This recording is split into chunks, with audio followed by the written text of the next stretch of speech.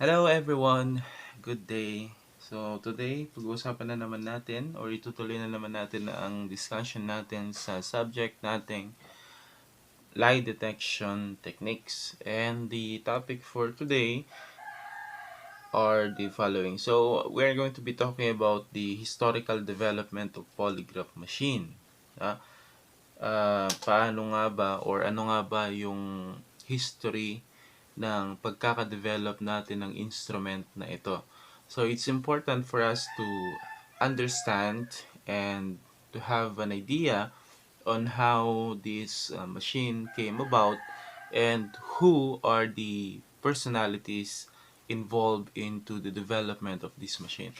In some of my lecture, nasabi ko nga that polygraph machine itself did not develop as it is. Rather, the different components, yung mga parte ng polygraph machine, like for example, the pneumograph, the galvanous skin reflex or resistance component, the GSR, was developed by some other individual, and as well as um, the part of the polygraph that records the breathing patterns. So all of these things was not developed as they are with each other. So hindi sila sama-sama na develop, rather paisa-isa silang na develop, which later on pinag-combine na lang, kaya nabuo yung tinatawag nating polygraph machine. Kaya kung mapapansin nyo doon sa terminologies, polygraph refers to uh, an instrument that records the physiological responses of a certain individual. And the term polygraph was derived from the two-term poly, which means many, and graphing, which means, or graphos, which means writing. Why many writing? It is because it's a combination of different machine that has their own tracing, no? Yung writing nila. So that is just a brief overview with regards to the polygraph machine. And we're not going to focus only on to that topic. We have here the additional topics. Uh, Other things that we will be discussing today will be the personalities behind the development. Sino-sino yung mga taong may kinalaman sa pag-develop ng instrument na ito. And then we are going to be talking also about the factors affecting the accuracy of polygraph exam. Then lastly, we have the limitations of polygraph testing. So if you are in with all of those topics, tapusin natin ang ating lecture because I really hope that I can impart some knowledge with regards to this. By the way, I have prepared the module for this lecture, so kindly click on the description, meron po dyan. Then you just download, and maybe if pwede nyong pagsabayin na basahin habang nakikinig sa lecture, then better. If not, then download and read it later na lang. Or read it first, then come back to this lecture. Okay? So let us proceed to our first topic, which is the historical development and personalities involved in the development of polygraph machine. So first we have here Angelo Mosso in year 1878. So what is the contribution of Angelo Mosso in the field of polygraph examination? So as you can see, we're just talking about their contribution to the machine. No? Ano yung kinontribute nila para sa improvement ng polygraph machine as it is today. So Angelo Mosso was the person who proposed the use of an instrument to measure blood pressure and pulse rate, which later on was termed as the plethysmograph. Okay, so one of the idea of Angelo Mosso is the uh, recording or the to create an instrument that can be able to record yung blood pressure and pulse rate ng isang tao. Now, So ang purpose ni Angelo Mosso why he wanted to record such tracings, no?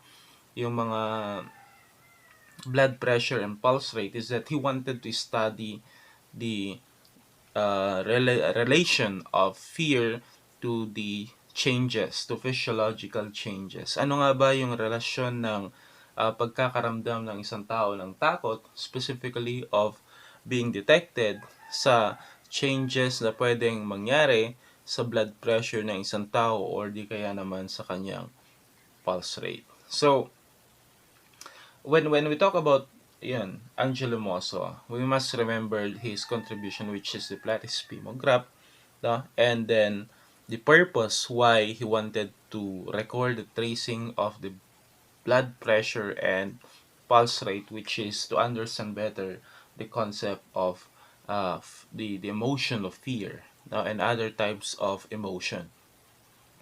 Although he did not noted yet the relationship between fear and lying, or fear and criminality, but he is interested on the fear itself and emotional changes that can transpire when the subject is being um, put into questioning. No? And the machine nga that can be attributed to Angelo Mosso is the Platys phimograph. Now we have also James Mackenzie in year 1892. James Mackenzie designed yung tinatawag nating clinical polygraph. The use of this is to record tracing of the vascular pulses. And he is using yung stylus making impression, which later on was the basis of calling it as the ink polygraph. By the way, ink polygraph was the term used for his invention. Yung tinatawag nating clinical polygraph kanina, later on, he named it as the ink polygraph. And pulses rin ang gustong i-record ni Mackenzie. No?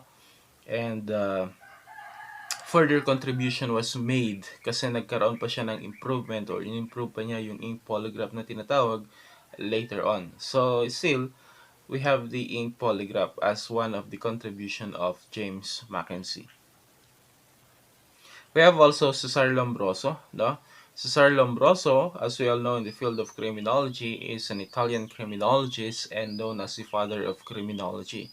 However, in this specific discipline in lie detection, his contribution was his modification of the platysphemograph uh, created by Angelo Mosso. So, ang ginawa niya is minodify niya yung concept ng platysphemograph and the machine itself, and bumuo siya ng tinatawag nating hydrospemograph. The hydrospemograph is a machine consisted of a small tank filled with water. And in this machine, the subject hand is being placed and then sealed. And yung changes ng blood pressure and pulse rate ang tinitignan under the hydrospemograph, which can be observed by or through the water level. Kung nagbabago, tumataas yung water level doon sa filled tank na pinaglagyan ng kamay ng subject natin, then that can be an indication that there are changes that are happening or transpiring into his pulse rate and blood pressure. No? Now, it is Cesare Lombroso who was accredited, or who was credited as the first person to use an instrument of detecting lies.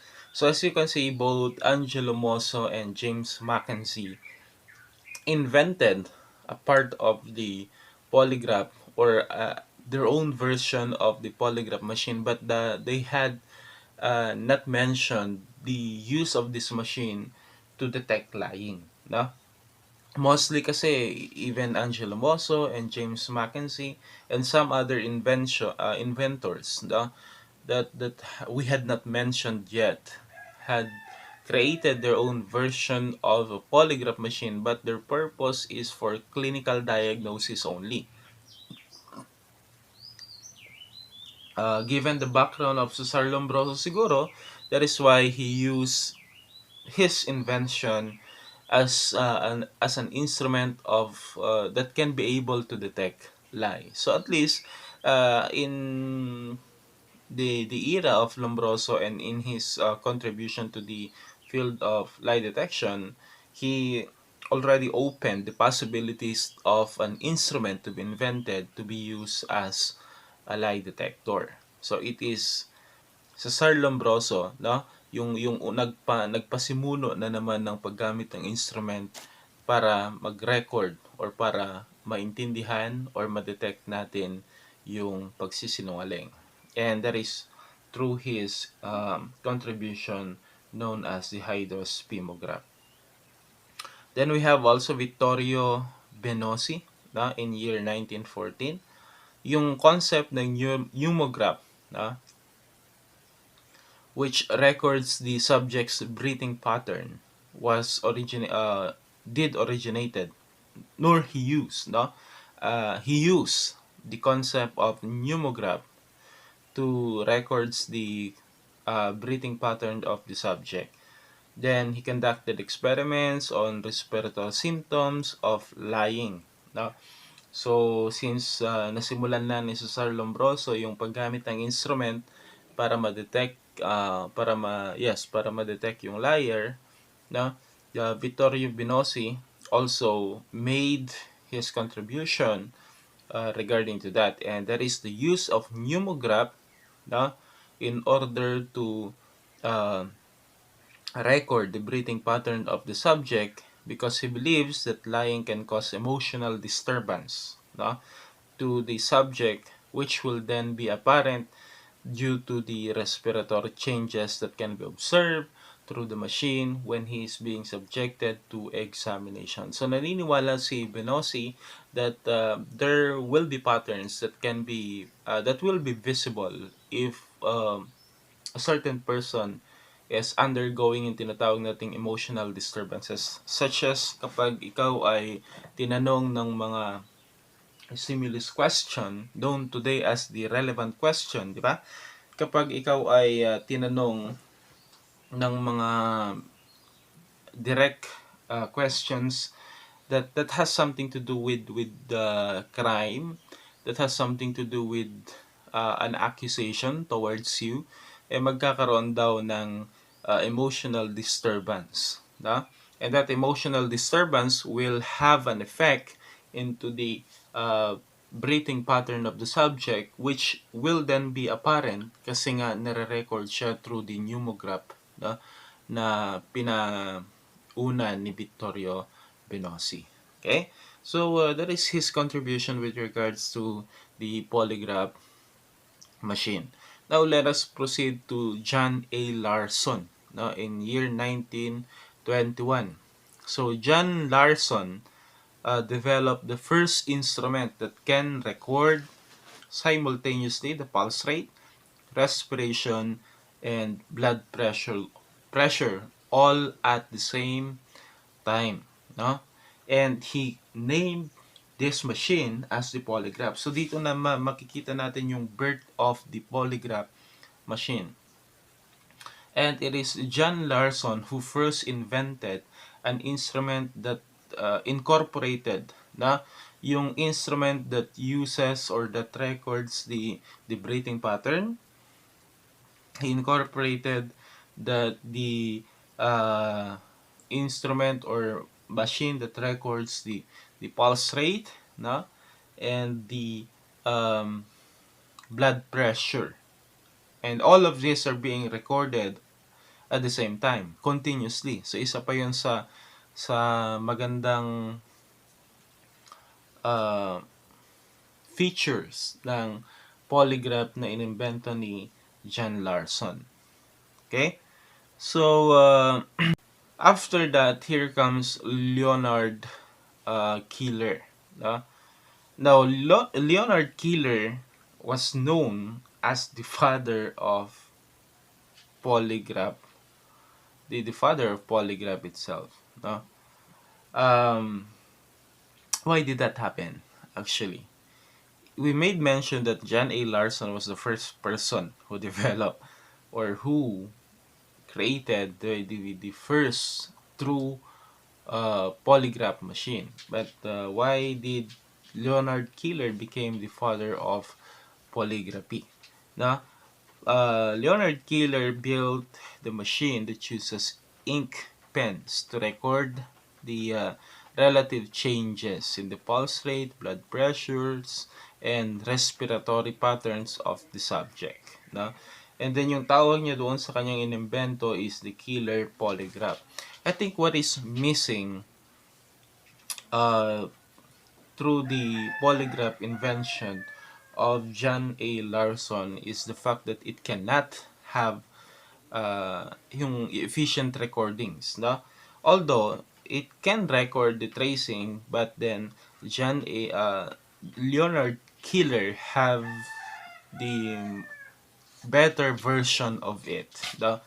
But if you are aware with regards to yung pag-name kung kanino nga ba pwedeng i-credit yung pagka-imbento ng isang bagay, then I think you would agree with me that if the first person who should have conceptualized the idea of a certain machine should be the first person or should be the person who will be credited the owner of being the father of that and father of this. However, Leonard Keeler seems to be the first person to have patented the concept or the machine itself, the invention of that. So siya yung nabigyan, awardan ng patent ng um, siya yung nabigyan ng patent right doon sa prototype ng tinatawag nating polygraph machine. So therefore, that's probably why Leonard Keeler became the father of polygraphy instead of John A. Larson, who first invented the true polygraph machine. Although, in some records, it shows that John A. Larson and Leonard Keeler worked together. So, if they're really working together and walang nalalabangan, then probably okay lang yun if they both agree with it. No?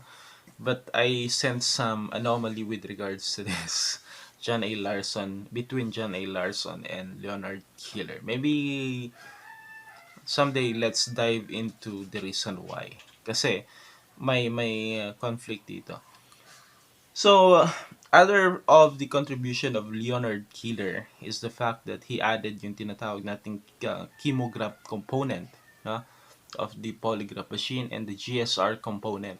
So, dalawang component ang dinagdag ni Leonard Keeler doon sa original components ni John A. Larson. No?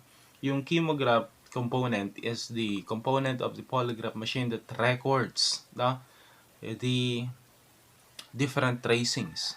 No? If you can see yung tracing natin, yung polygraph machine natin, di ba nagkakaroon tayo ng hard copy, kumbaga, from the recordings of the polygraph instrument. No? And then yung process na yon or the function of that, yung nagfa-function doon to have that record, no? Doon sa nagro-roll ng paper and nagpapagalaw doon sa pen, and all of those. Basta yung recording part of the polygraph machine is known as the chemograph. And then the GSR component or the galvanic skin reflex, no, is a part or the component of the instrument that actually records the changes into the skin resistance or skin conductivity of a certain person na from a certain amount of electricity when he is being subjected to examination. This is related to perspiration kasi 'di ba nagbabago yung conductivity ng skin natin kapag tayo ay pinagpapawisan. So that's the basis of the GSR component. They believe that if a person is having this emotional disturbance again, na nagkakaroon tayo ng changes doon sa skin conductivity ng isang tao. And as of today, no, ginagamit pa rin. Or ito ay talaga yung mga major component of the polygraph machine. We have the pneumograph, we have the cardiopulmonograph, and we have the GSR. No? Yung pneumograph records the breathing pattern. No? Pneumo 1 and Pneumo 2. The abdominal change movement and the chest movement.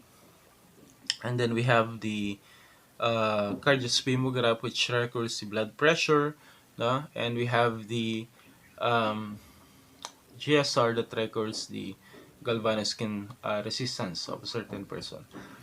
Okay, so that's Leonard Keeler's contribution. As I have mentioned, in 1939, no, a patent was awarded to him on his prototype of the modern polygraph. Okay, then lastly we have John E. Reid. Uh, John E. Reid contribution is not much on the instrument itself. Although meron yung tinatawag nating Reid polygraph na ginawa niya.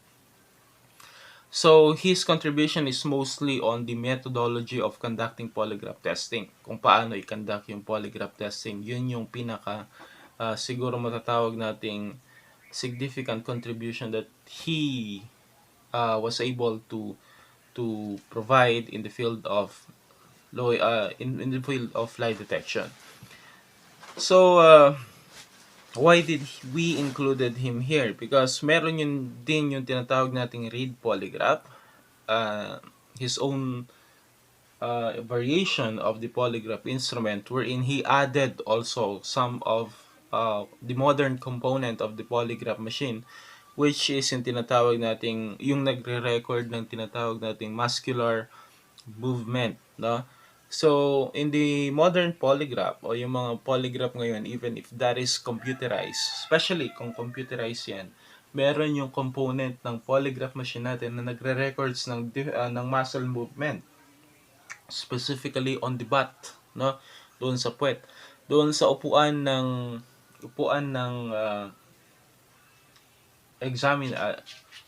ng subject natin, meron din tayong nilalagay doon na parang pad na may sensor din siya. So that if the subject moves, no, even a slight displays on even a slight movement, magkakaroon din tayo ng tracing doon. So sa uupuan niya, meron din doon isang component na nagre-record din ng mga movement, no? Even small movement, no?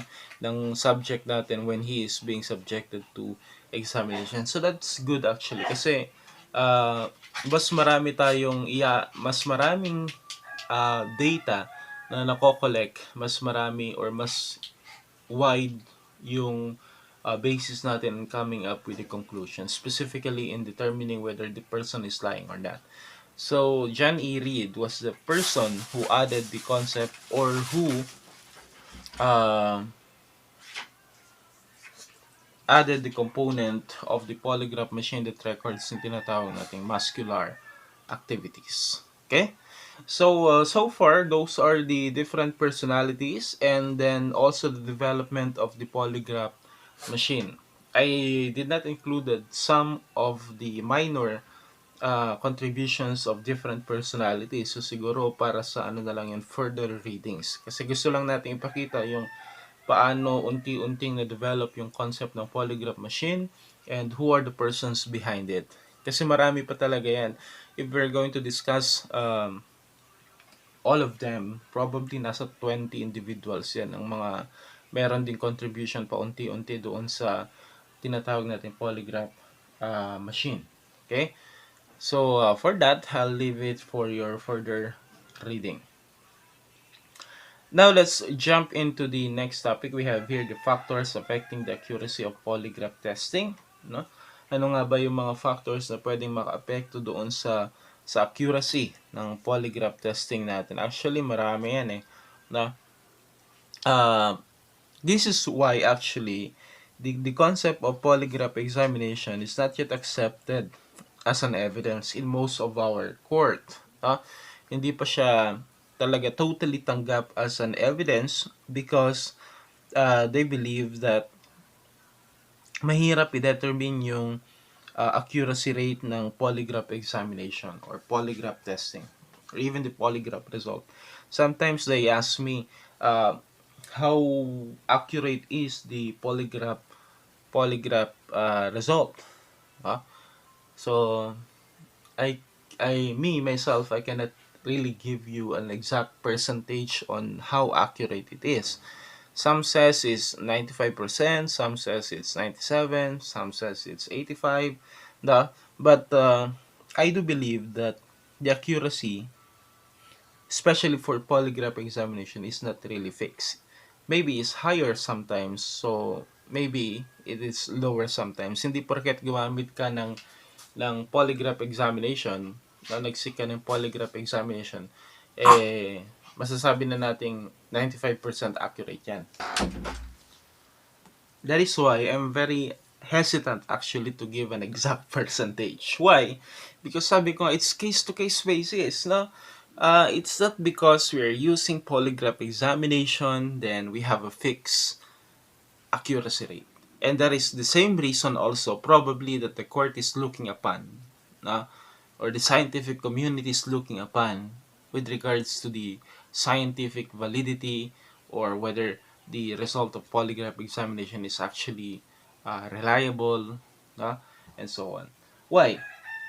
Number one, there are a lot of factors that actually affects the accuracy of polygraph examination. And if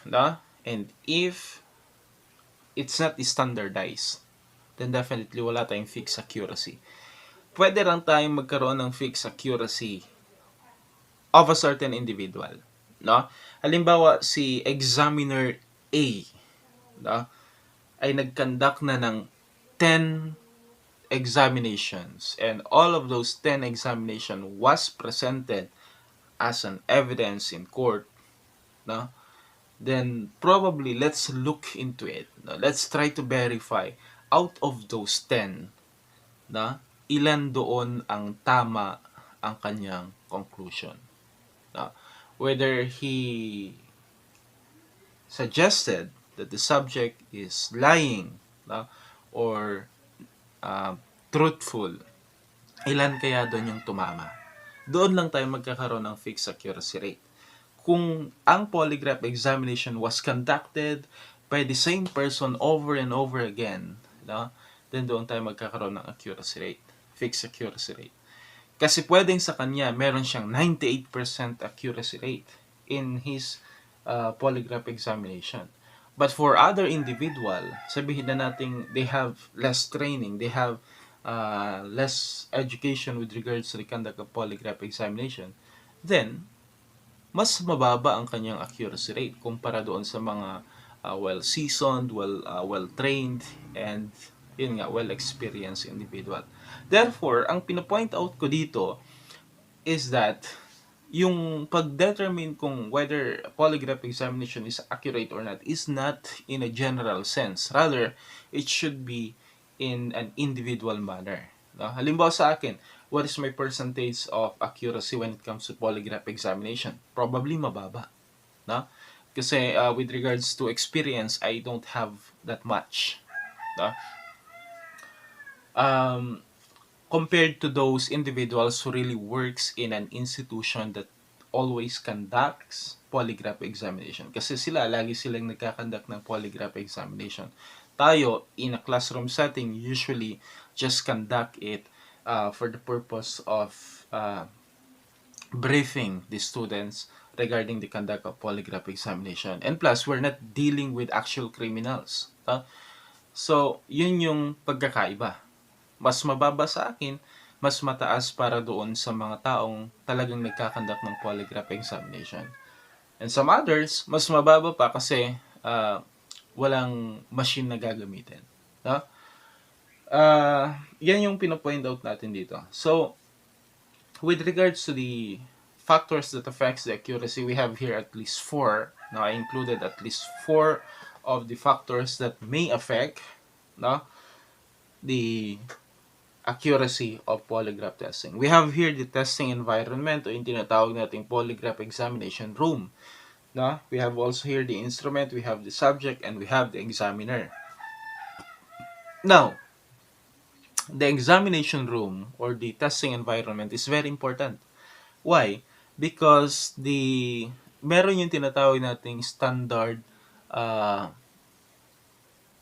room for polygraph examination. Hindi pwede yung basta kung saan lang ikakandak yung polygraph examination. The room must be free from any visual or auditory disturbances. Walang nakakagulo. No? Kasi konting ingay lang, pwedeng mag-cause ito ng sudden changes into the tracing of the person. No? Pwedeng magulat siya, magkaroon ng changes doon sa tracing. No? If you're not aware with regards to that, then definitely pwedeng magamit mo yun to implicate the person that he is, the subject that he is lying. Well, in fact, hindi naman yung question yung nag-cause ng sudden changes into the tracing of the person. Rather, ang nag-cause noon is probably because of some other noises or some other disturbances, visual disturbances, ganun. So, hindi pwedeng basta ka na lang magkakandak ng examination kung saan mo gustong ikandak. There are standard procedures and there are standard requirements for an examination room to be taken into consideration if we are conducting polygraph examination, especially if that's for the purpose of uh, court presentation. Okay? So the examination room is very important. We must follow what the standard is with regards to polygraph examination room. No? And lahat ng unnecessary instrument or unnecessary objects in the certain room must be removed. No? So next is we have also yung tinatawag natin the instrument. What we are talking about under the instrument is the polygraph instrument itself. No? Let's say the examiner is well-trained, well-seasoned, well-educated, marami na siyang experience, but he is using, no? Or he will be tasked to use an instrument that is very outdated, poorly maintained, di ba? Yung mga na malapit ng masirang polygraph machine.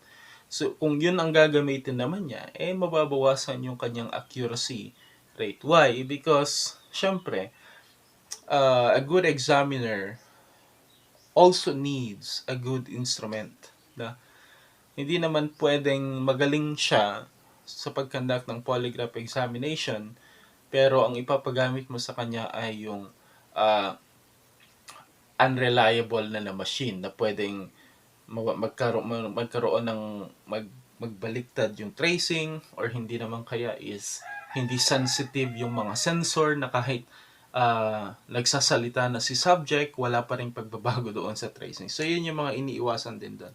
And that shows the importance of the instrument also, na dapat na well maintained, no? Naaalagaan yung instrument, and then if there's an upgrade, no, dapat na-upgrade din yung mga polygraph instrument natin. Then we have also the subject, no? I think among the other factors, the subject has the most impact towards the result of the polygraph examination. Hindi naman natin maiwasan na may mga subject talaga that they try to beat the polygraph examination. Gusto nilang patunayan na kaya nilang magsinungaling even under polygraph examination, no? Although we know that the concept of polygraph examination is not really like that. Na kaya pa rin i-detect ng polygraph instrument yung tendencies o yung possibilities na may mga ganitong mangyari na si subject will try to hide uh, his these different physiological changes that even we know that it is it is really impossible. However, meron yung mga instances kasi that the subject may be able to succeed in hiding, in altering the result of polygraph examination. That is only happening especially if, no? Especially if yung subject natin ay merong tinatawag nating underlying medical disorder. Kung hindi na-detect yung mga medical disorder na ito, they may interfere na in getting an accurate result. May mga instances kasi na ganyan that hindi nalaman ng examiner na meron palang medical condition itong sa subject. Like for example is hindi siya responsive talaga. Hindi responsive yung kanyang organs. And at the same time, hindi rin responsive yung kanyang katawan, yung nervous system niya to different stimulus. So, yun yung mga tinitignan natin. Wherein kahit natanungin mo siya ng relevant questions, kahit tanungin mo siya ng mga talagang direct accusations, wala kang makikitang pagbabago. Why? Because this is the effect of those medical condition that he has. And as the examiner, as the examiner, na ito dapat yung mga tinitignang mabuti. Kung meron ba siyang mga underlying medical condition na pwedeng maka-apekto doon sa result ng polygraph examination. Okay? But for ordinary individuals who tries to beat the polygraph examination, I don't think that it is possible really for them to do so. Even if they try to, it will become apparent into the result. No? Now, lastly, we have the examiner. No? So, at the end of the day, sabi nga natin, at the end of the day, it is the examiner who will make the decision whether the subject is lying or not. Siya pa rin yung magsasabi whether the person is lying or not. So at the end of the day, the accuracy of polygraph examination or polygraph testing is dependent also on to the expertise of the examiner. No? Even if the machine shows a lot of data, a lot of wonderful data, if the examiner himself is not that knowledgeable in interpreting and analyzing the polygraph chart or the polygraph result, and he is not that good in concluding, in making a conclusion relevant to the examination being conducted, then therefore mababa pa rin yung accuracy rate. So the accuracy rate is dependent also to the expertise of the examiner. Therefore, kailangan ding mag-invest doon sa trainings ng examiners natin and then education ng examiners natin. Kasi the more experience they gain, the higher their accuracy rates becomes. So lastly, we have here the limitations of polygraph testing. It's just very short, no? So, yung pag sinabi nating limitations, we are talking about the things that cannot be done alone by polygraph testing. So, the number one thing that we must remember is that polygraph itself is an invaluable investigative tool. Ang polygraph examination is definitely napakahalaga yan sa field ng criminal investigation. However, hindi dapat ito ang maging replacement ng thorough investigation process. Hindi dapat nito palitan ang pag-iimbestiga physically. Kasi, as you can see, ang polygraph examination is only an aid.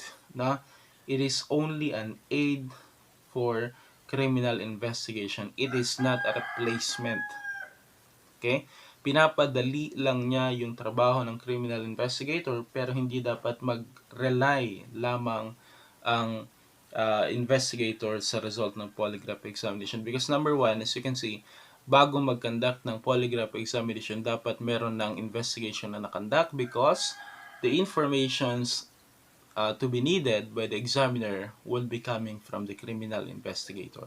So kung kulang sa impormasyon dahil kulang ang investigation ginawa, then the result of the polygraph examination also will become useless. Okay?